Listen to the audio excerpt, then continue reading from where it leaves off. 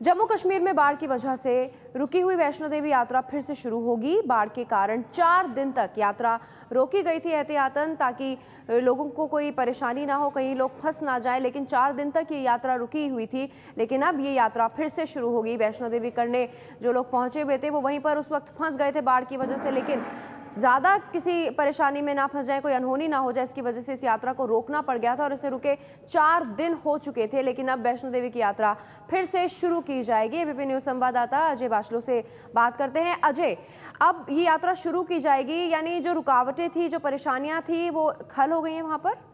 जी पल्लवी, रुकावटें और परेशानियां कुछ हद तक कम हुई है, लेकिन यात्रा जो शुरू हुई है उसमें रूट में कुछ चेंजेस की गई हैं। पल्लवी, जो सीईओ हैं साइन बोर्ड के डॉक्टर एम के भंडारी, उन्होंने एबीपी न्यूज से कहा है कि जो यात्रा अब जाएगी वो जो दर्शनी देवड़ी है, मतलब कटरा से सीधा सांची छत, और सांची छत से जो भवन का जो करीब 3.25 किलोमीटर का ट्रैक है, वहां सांची छत से सीधा भवन न होते हुए यात्रियों को पहले सांची छत से भैरव घाटी और फिर भैरव घाटी से भवन को जाने को कहा गया है, क्योंकि सांची छत और भवन के बीच जो यात्रा ट्रैक है उसमें कुछ प्रॉब्लम्स आ गई हैं, जिसके कारण यात्रा रूट में ये बदलाव किए गए हैं। जी पल्लवी, शुक्रिया अजय आपका जानकारी के लिए। तो अब वैष्णो देवी की यात्रा फिर से शुरू होगी। 4 दिन तक ये यात्रा रुकी हुई थी, लेकिन जैसे अजय बाचलो बता रहे हैं कि अब जो रूट है वो बदल दिया गया है, यात्रा फिर से शुरू हो जाएगी।